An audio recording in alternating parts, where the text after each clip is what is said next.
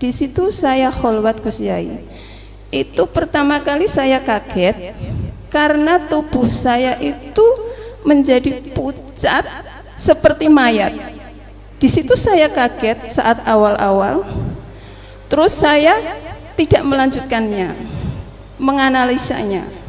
Terus saya lanjut terus, itu sering terjadi. Di situ saya menangkap, saya merasa zolim bahwa sebenarnya saya ini hanya mayat dan yang hidup hanyalah sang hidup itu, Gus Yai.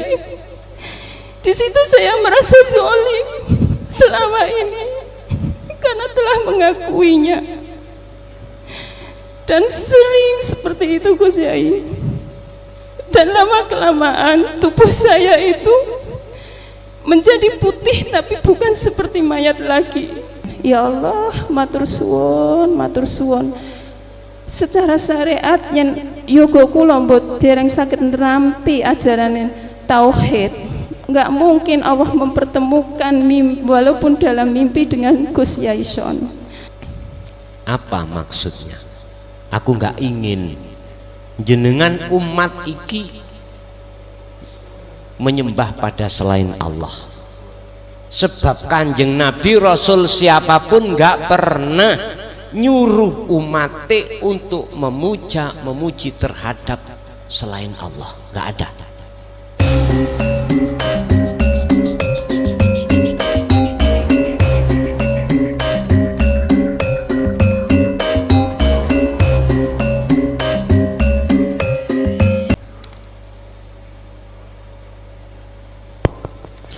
Demikianlah tanggapan ataupun jawaban dari Romo Kiai. Sebelum kita lanjutkan penanya, ini untuk mempererat silaturahim dan juga penyampaian informasi terkait kajian. Di sini sudah dituliskan nomor HP, nanti biar dibuatkan grup 0857 2500 1964 ya, monggo nanti di chat saja biar nanti masuk grup untuk mendapatkan informasi tentang kajian. Terima kasih. Selanjutnya Bapak untuk penanya, monggo.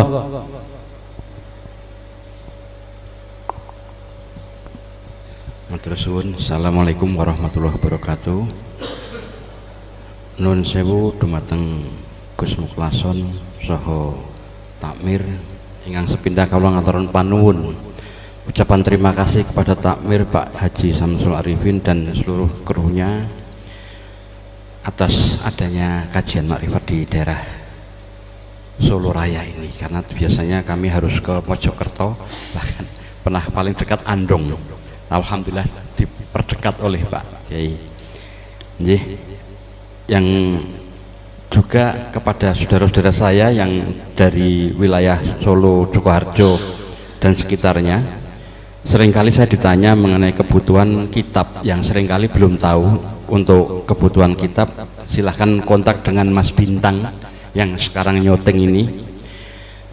Nomor teleponnya 08222 199 5646. Ini berbagai macam kebutuhan dari pondok untuk umat dan dari umat ke pondok.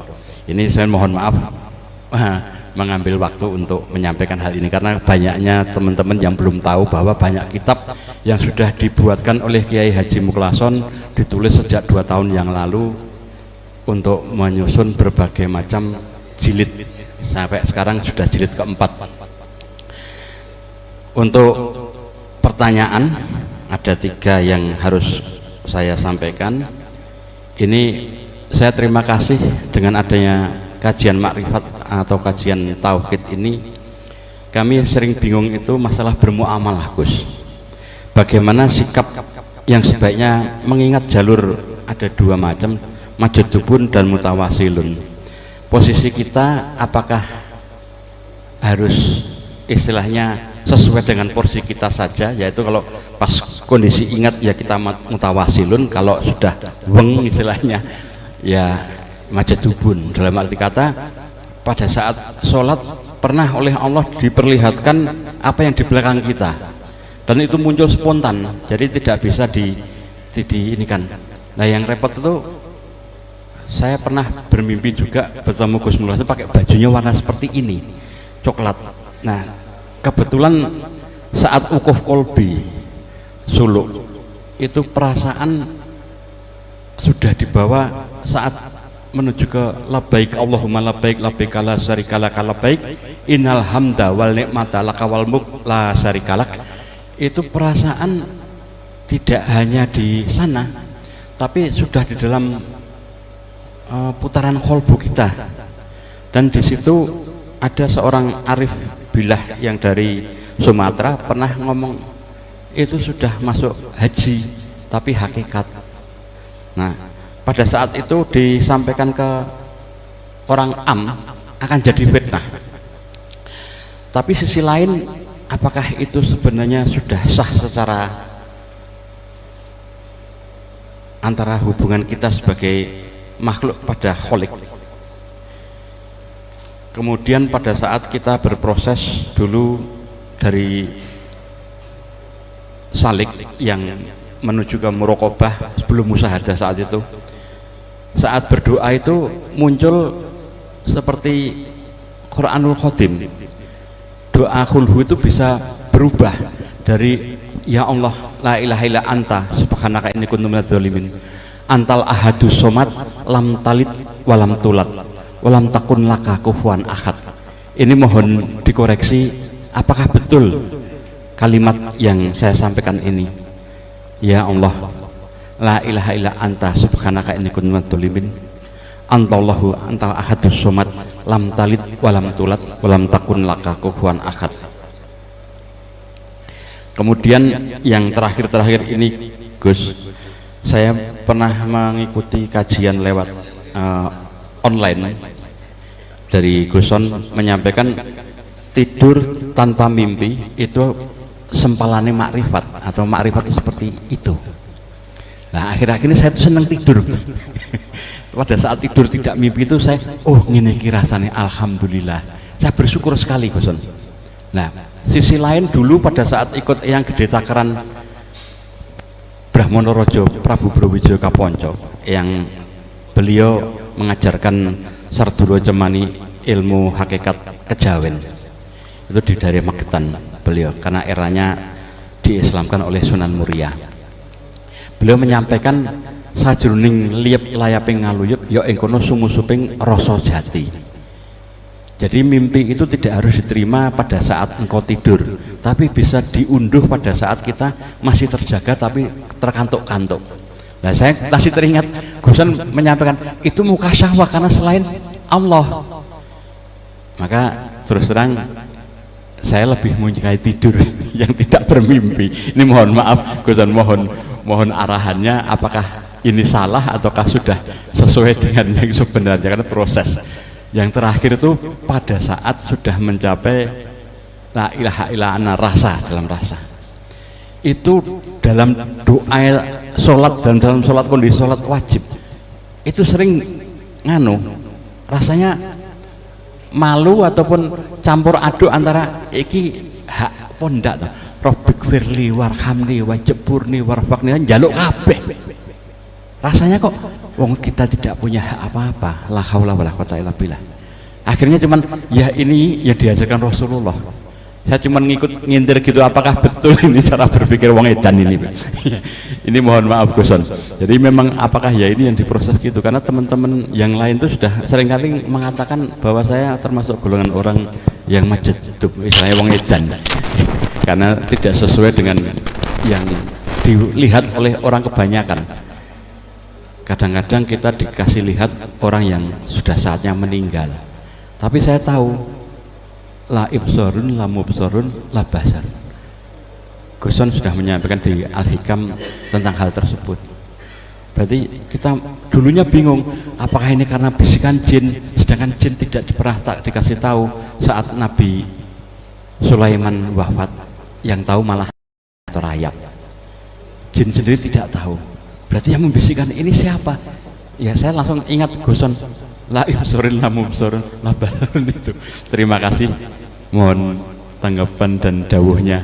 Assalamualaikum warahmatullahi wabarakatuh. Mohon maaf lahir batin.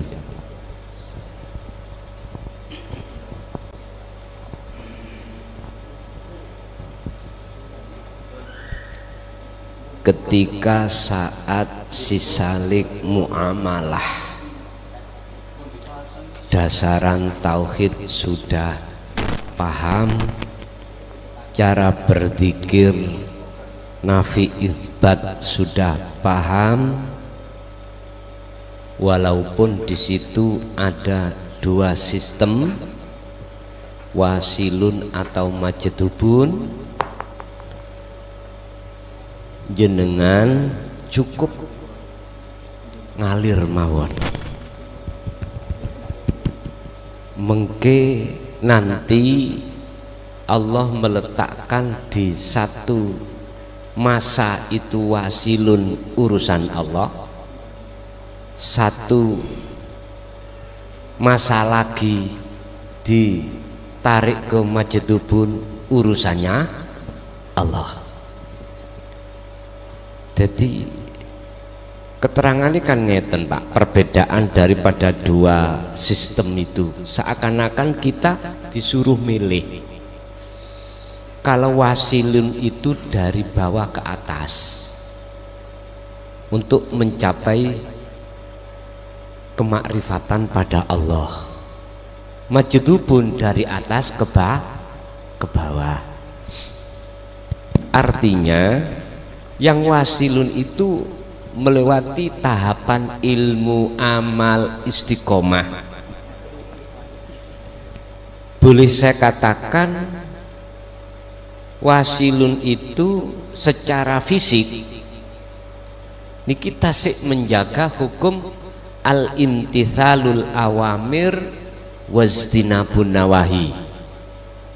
Jadi masih secara dohir dilampahki Allah, digerakki Gusti Allah, ninggalno larangan, jalakno perintah. Tapi ruhaniyah jenengan selalu mengesahkan dalam posisi itu. Kalau majdubun sebaliknya. Sebaliknya. Nah, bagaimana kita biar gak bingung cara muamalah di situ? Miturut kami ngalir mawon. Oke, kita basisnya itu adalah wasilun. Bisa jadi suatu momen nanti jenengan diletakkan majdubun, itu urusan Allah. Apakah hal ini mungkin terjadi? Mungkin saja. Makanya biar kita nggak bingung, mengalir saja. Artinya wa aslimu lahu, wis serahke iku mang dateng Gusti. Ngoten mawon niki menurut kami. Bukan berarti saya memaksa jenengan untuk harus wasilun, untuk majdubun, badan sakersa Gusti Allah ngersakake si A tidak sama dengan si B, itu bukan urusan kita, itu urusannya Allah. Pun babakan masalah muamalah tadi terkait masalah proses-proses jenengan sampai dumagi sejatine rasa atau hal-hal yang lainnya sing pun sampai urai tadi, pertanyaannya apakah itu sudah benar? Jawab saya sederhana, saya tidak akan pernah menyalahkan Allah yang memperjalankan kepada si A dan si B walaupun tidak ada kesamaan. Saya cuman mengatakan setuju. Krono iku wis hake Allah. Siapapun yang diperjalankan dibuka kasafnya urusannya Allah, gak dibuka kasafnya ya urusannya Allah. Cuman yang terpenting di situ miturut sistem ilmu ngeten. Biar di situ memang tidak ada campur tangan jin atau iblis. Mek situ sing sampean pegang.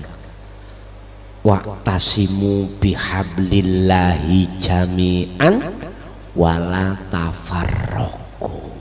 Wa'tasimu kecok ono rapet sira bihablillahi dengan tali Allah yang sudah diberikan terhadap jenengan. Pundi taline Allah, zikir.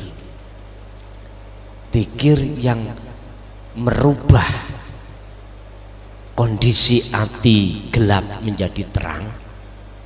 Zikir yang merubah asalnya jiwa jadi budaknya nafsu, akhirnya jadi budaknya Allah. Zikir yang menghanguskan penutup penghalang hati antara hati dengan Allah. Sampai pegang rapat. Ketika saat iblis nyanjangi aku iki pangeran, aku iki Allah, sampai tingali dibalik sing ngomong mang sopo.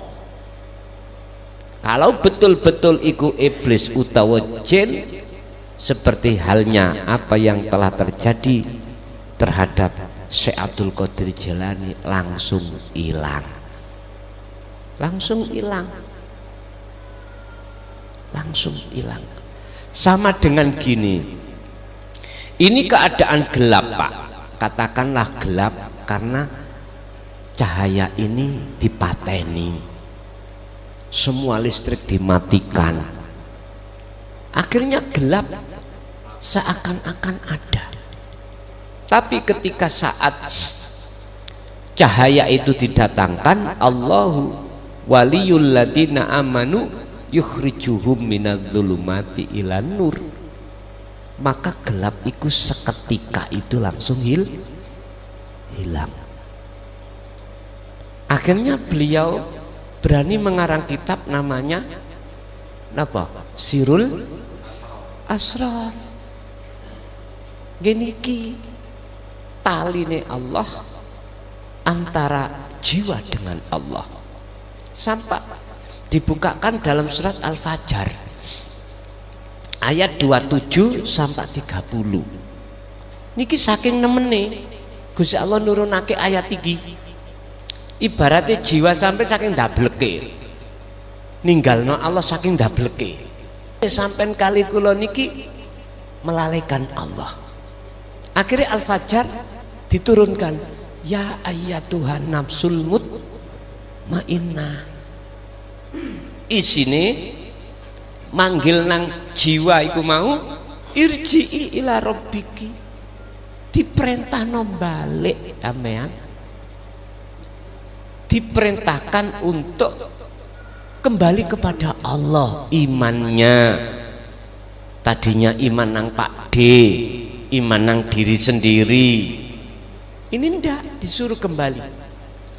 Tapi syaratnya mau tebusannya abot nopo rodiatan, jenengan iki dengan ikhlas ridho melepaskan apa yang sudah kadung ada di dalam hati selain Allah tadi. Pendamping, anak, harta benda, jabatan, kehormatan, ini disuruh melepas. Kalau ini mau sampai lepas, mardiyah, Allah ngeridani, ngijini sampai balik. Akhirnya dilebok nang ndi nek wis balik, fadkhuli fi ibadi wadkhuli jannati, ketemu Allah. Intine Allah itu enggak mau diduakan. Makanya jenengan wau sampun lasari kalak betul, berarti sudah sampai jannati rahmat. Walaupun itu istilah bahasa kejadian di alam mimpi atau di alam kasaf, itu pengertiannya ada di situ Bapak. Jadi mboten ada salah sedikit pun. Lam yalid walam yulad, Allah tidak beranak dan tidak beranakkan. Bahasa bahasa jenengan talit monggo, melayuni nang mu'anas, yalid nang mudakar monggo. Sebab ning surat Al-Fajr niku wau bunyinya irji'i ila rabbiki, koyok-koyok jiwa iku mu'anas, koyok-koyok jiwa iku wedok, iku mengandung pengertian sing paling berat ngelawan nafsu iku wong wedok. Wong wedok iku songo, wong lanang sitok. Mangkane nek dijak ngaji tauhid iku jarang wong wedok iku. Karena nafsune gedhi.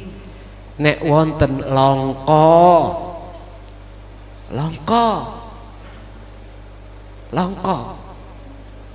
lah, proses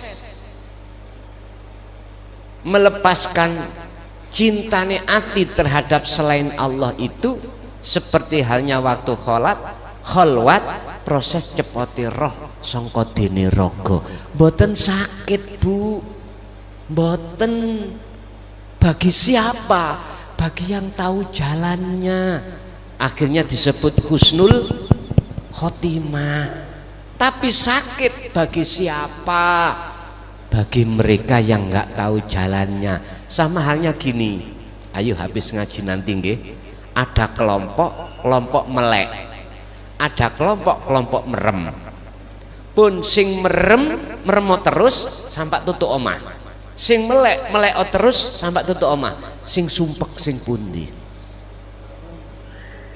Sing merem, karena gak tutup nggak bisa nyampe sampai ke rumah.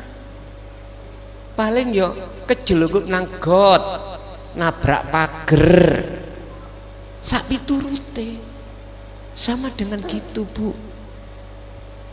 Jadi jenengan pelepasan atribut selain Allah tadi, kalau jenengan ikut tahu jalannya, boten abot, boten susah, boten loro, boten maknyut. Kanjeng Nabi dawuh kalbarki, koyok kilat, balike koyok kilat. Karena kilat itu tembung cepat. Artinya tembung cepat. Mengapa cepat? Karena sudah tahu tempatnya, jalannya sudah tahu, yo gak gelap padang, gak nyampe teng griya. Orang yang sering ke Masjid Al-Ma'rifat iki mboten takok-takok, Jogja njujuk saja. Sing gak ngerti, gak tahu kesini, nggih bingung. Mbok endi Sukoharjo Masjid Al-Ma'rifat iki? Untung ono map, gitu. Akhirnya bisa nyampe. Coba gak ono map, gak ada yang ditanya, teko Demak, teko Kudus, ya balik nanggone Pekalongan sampean. Dadi ini ngulon orang ngetan. Jadi sampun leres Pak ya. Proses Allah dateng jenengan wau, tinggal jenengan iki waqtasimu bihablillahi jami'an pun wonten mriku. Nggih. Tasik wonten kanten setunggal wau monggo. Bismillahirrahmanirrahim. Assalamualaikum warahmatullahi wabarakatuh. Saya Kasmo dari Wonogiri, Jatipurno. Untuk pertanyaan titipan saking istri kula Pak. Lajeng kemawon. Fadulu anfusakum wujudaka fil urdil kam. Fadulu anfusakum wujudaka bil ardil kumul. Bagaimana prosesnya untuk menuju al-khufiyun ay-khayun wa wujudullah malatastati ru'yatahu wa wujudullah sembah kutin ala kutin. Nggak boleh berkatan Pak pertanyaan. Wassalamualaikum warahmatullahi wabarakatuh. Surat nopo Pak? Surat nopo niku? Surat nopo ayat pinten? Faktulu anfusakum. Saged dibantu?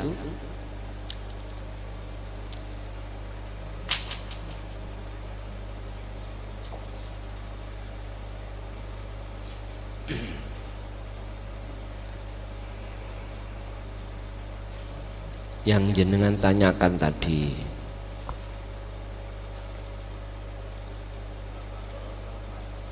Al-Baqarah 54. Lersa ingkang tanya.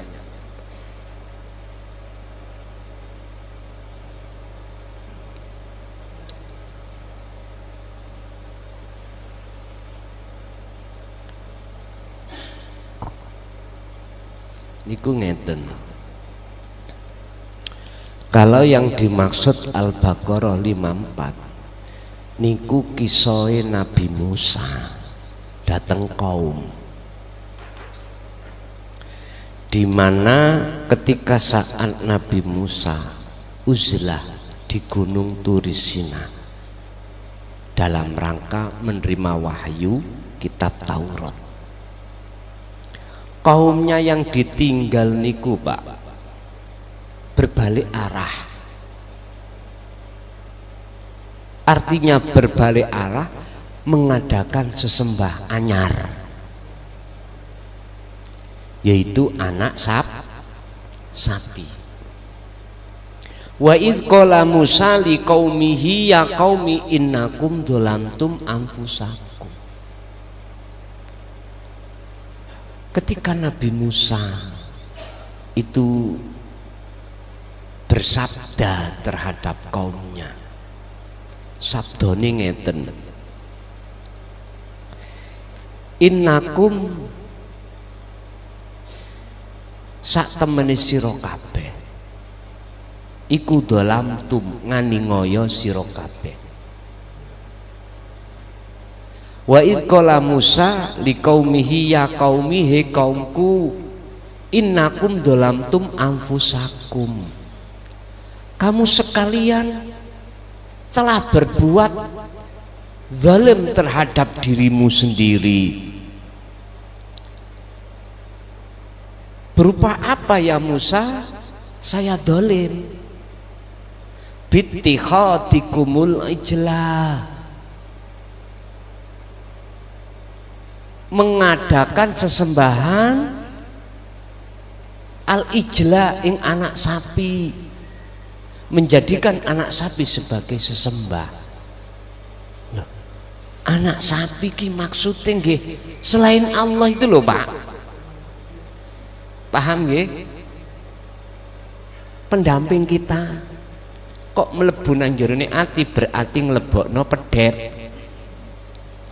Makanya kalau hari raya Idul Adha nopo kok diperintahno disembelih.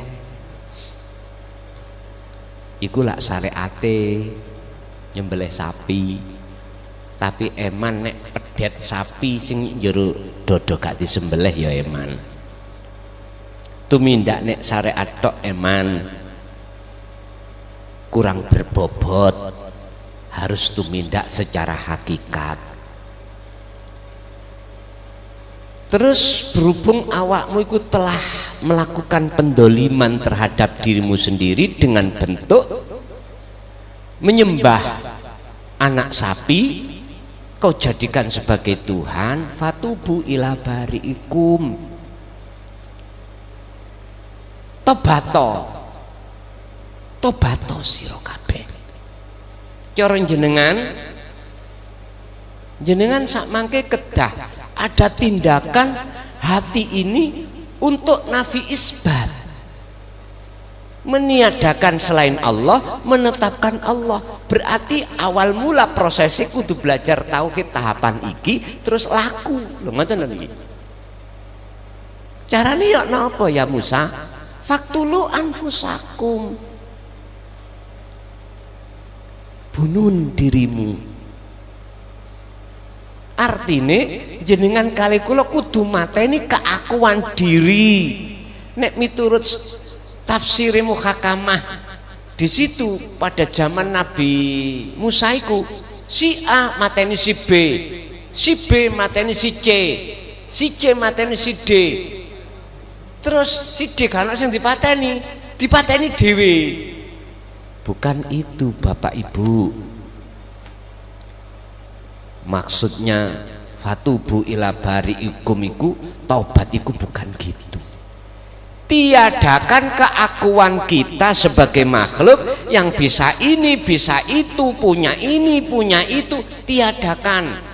Berarti harus netepi sifat kita sebagai makhluk la haula wala quwata. Nek wis netepi iku wis gak iso apa-apa jenengan. Dan iki lho maksudnya faktulu anfusakum. Disebabkan bittikhatikumul ijla, menjadikan anak sapi sebagai sesembah. Otomatis akan muncul illa billah, Pak. Oh iya, nek diomong ilmu lho ya. Oh iya, tiba iki agawene Allah. Wae Allah. Nek diomong, padahal iku ora diomong, dirasa ning jero dada niki. Mboten metu. Nek metu iki ilmu jenenge syariat.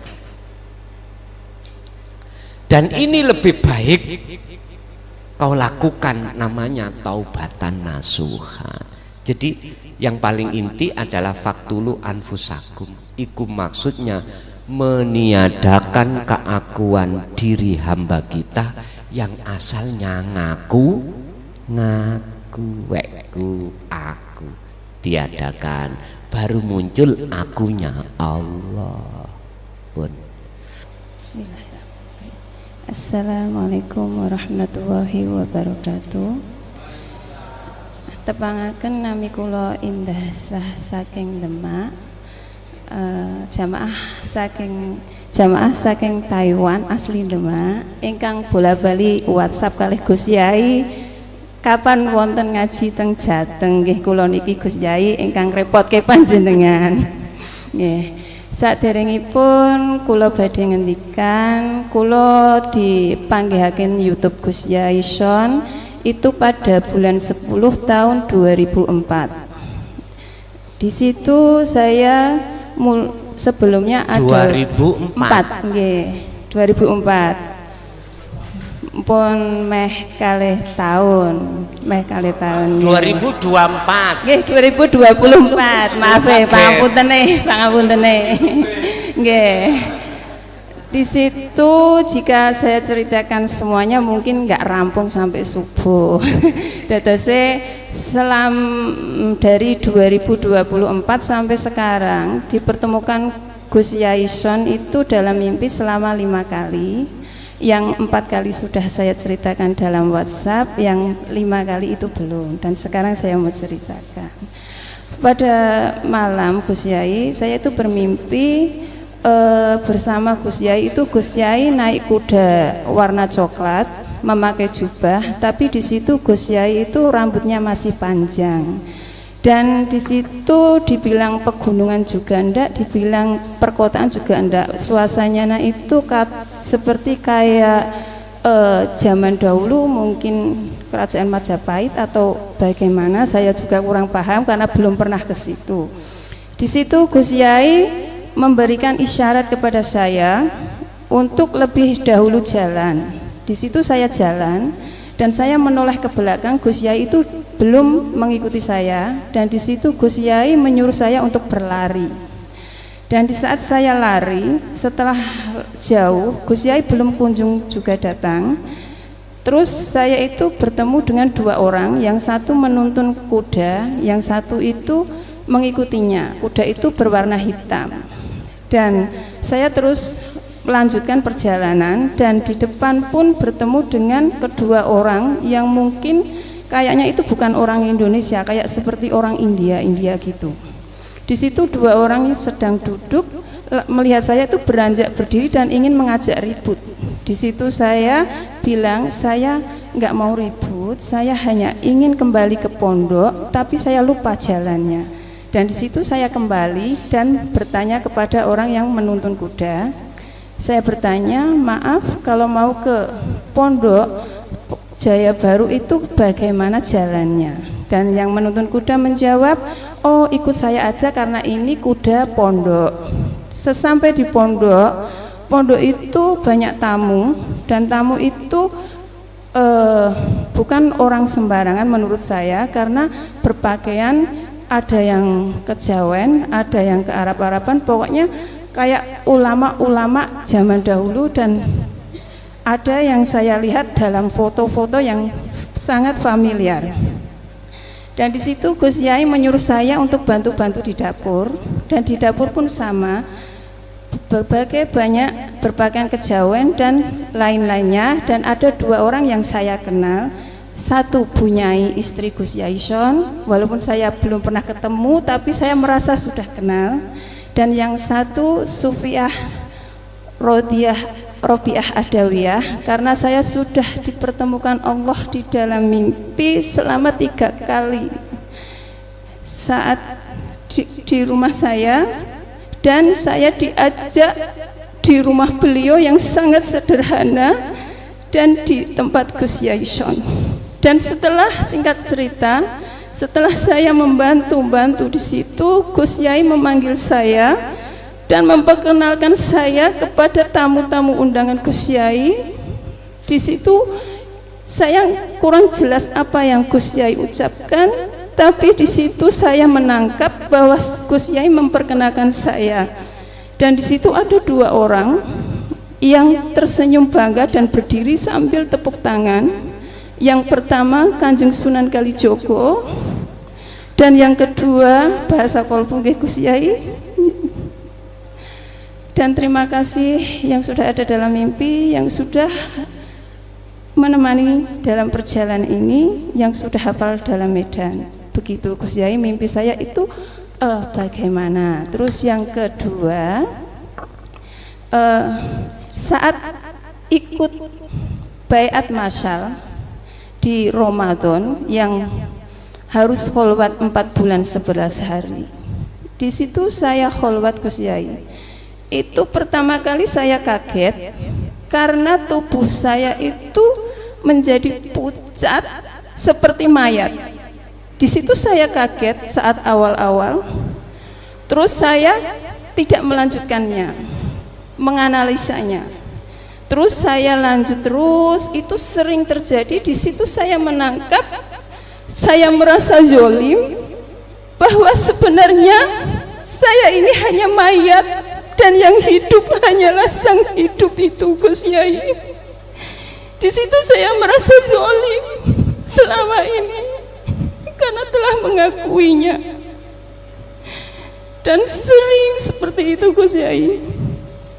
Dan lama-kelamaan tubuh saya itu menjadi putih, tapi bukan seperti mayat lagi, tapi putihnya seperti lampu neon itu Gusti. Dan di situ saya juga, oh ya Allah, selama ini zolim, selama ini saya itu hanya mayat, seperti itu Gus Yai.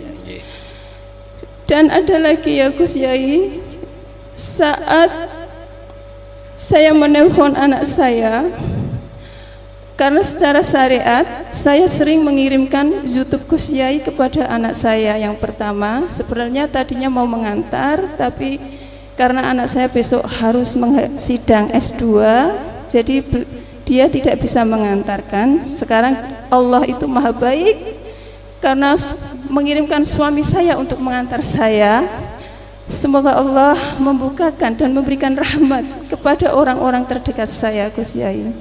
Dan di situ anak saya bercerita, "Mak, aku kok ngimpi iku ditambani Gus Yai, Mak.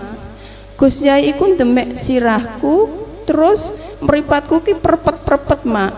Bareng prepet-prepet Gus Yai Son niku, Mbah Yai Son niku ndemek boyokku sing sebelah tengen, Mak. Tapi enggak sing kiwa. Bar iku aku tangi ki rasane prepet-prepet iku isih krasa.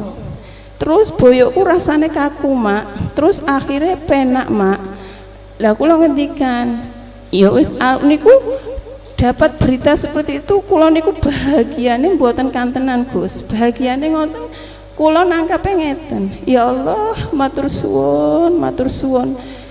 Secara syariat yen yoga kula mbot dereng saged nrampi ajarane tauhid. nggak mungkin Allah mempertemukan walaupun dalam mimpi dengan Gus Yaison. Itu kebahagiaan itu nggak bisa digantikan dengan dunia seisinya. Dan saya mau minta doa untuk Gus Yaison, semoga, karena saya juga sering mengirimkan proposal kepada Allah, karena saya itu ngerasa mesakne kalih orang-orang terdekat, ya Allah pripun yen kula niku pun jenengan pundhut wangsul, orang-orang terdekat saya belum menerima ajaran tauhid.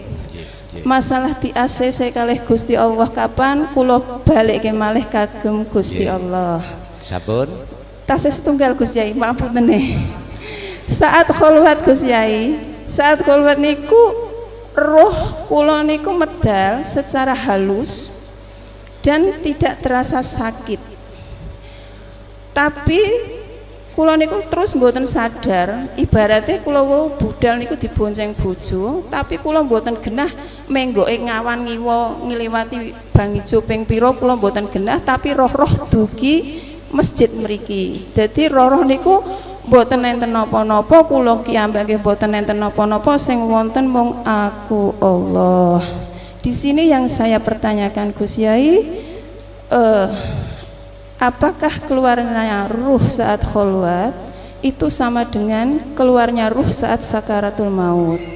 Dan kenapa konon katanya kalau ruh saat keluarnya ruh saat sakaratul maut itu teramat sangat sakitnya? Itu yang saya ingin pertanyakan dan ingin minta foto dan jabat tangan kepada Gus Yai jika Allah mengizinkan.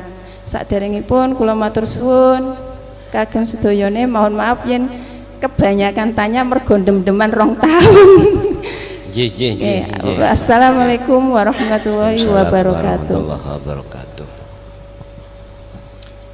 La yahdiyannahum subulana. Kuda utawa jaran, Pak, iku laksana seperti nafsu. Kalau kita menunggangi kuda, kudanya kok belum jinak, mesti kita dilempar-lemparkan. Tapi kalau sudah jinak, bahkan sudah menurut terhadap kita pakai cari uang ke pasar, bisa bermanfaat. Napa namanya? Andon mriki. Andon nek teng Mojokerto dokar. Tapi ingat, sejinak-jinak kuda suatu saat, nek cara bahasa Mojokerto namanya larat, jadi nggak mau dibanggel.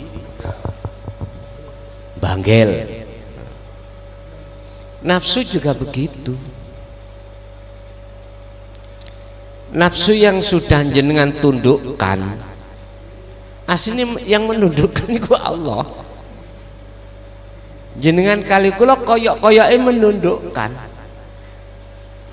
Lah berlaku dzikir terus hati, seakan-akan kita yang menundukkan, padahal yang menundukkan Allah. Sejinak-jinak nafsu yang sudah ditundukkan, jikalau jenengan tidak terus megang kendalinya, suatu saat akan menikam kita dari belakang. Lah, ingat, jorgannya nafsu, innan nafsa la amaratum bisu, ngejak elek nang Allah, ngejak lalai, dibikin lalai kita. Lah, proses sisalik menuju makrifat ketika solo iki orang kadang ya mohon maaf ada kendala di tengah jalan. Apakah kendalanya itu ada kaitannya dengan pendamping kita, anak, harta benda bisnis kita? Itu sudah biasa. Yang Allah punya maksud liyab luwakum ayyukum ahsanu amalan. Wonten mriku nguji sampean kinten-kinten, nguji terhadap kita, kira-kira hati ini masih setia Allah apa enggak, masih condong pada Allah apa sebaliknya. Makanya jenengan itu tadi kok ya kesasar, gak tahu jalan menuju pondok, ya bertanyalah pada orang yang tahu. Ingat, malu bertanya, peribahasa tahu dulu ya. Terus jenengan bertanya, ya wajib hukumnya terhadap orang yang tahu. Ibarat kami itu buta, Pak, saya buta, saya bisa sampai ke tujuan, saya harus minta tolong mereka yang tidak buta. Kalau saya menolong orang yang minta tolong pada orang buta, ya otomatis kesasar. Orang buta nuntun orang buta, nggak bisa nyampe. Ya Allah. Jadi itu proses, Bu, proses perjalanan panjenengan dari la ilaha illallah bisanya sampai ke la ilaha illa ana, memang ada proses seperti itu. Nah, apa urusannya terus dengan fenomena jenengan ketemu Sunan Kalijogo dan orang-orang yang penting di situ? Ada apa dengan ini semua fenomena? Allah itu sudah biasa buka hambanya yang disebut salik di dalam alam mukasafah, itu biasa. Tapi di situ ada satu hal yang tidak bisa kami jawab terkait cerita sampean tadi. Saya mungkin bisa menjawab jikalau secara lewat WA. Apa maksudnya? Aku nggak ingin jenengan umat iki menyembah pada selain Allah, sebab Kanjeng Nabi Rasul siapapun nggak pernah nyuruh umatnya untuk memuji terhadap selain Allah, nggak ada. Semua mendorong umatnya masing-masing untuk hanya memuji, menyembah, hanya datang Gusti Allah. Wes, nah tekan sing nomor 3 ila ana mau, berarti proses secara hakikat jenengan zikir itu tadi sudah saya ceritakan. Siapa yang sudah ditanami Allah 2 kesadaran tentang netepi sifat sejatine makhluk dan netepi sifat sejatine Allah, maka akan masuk di alam fana untuk menghilangkan seluruh selain Allah, baru ditaruh ning alam makrifat, munjuli tauhid la ilaha illa ana mekaten. Lanjut.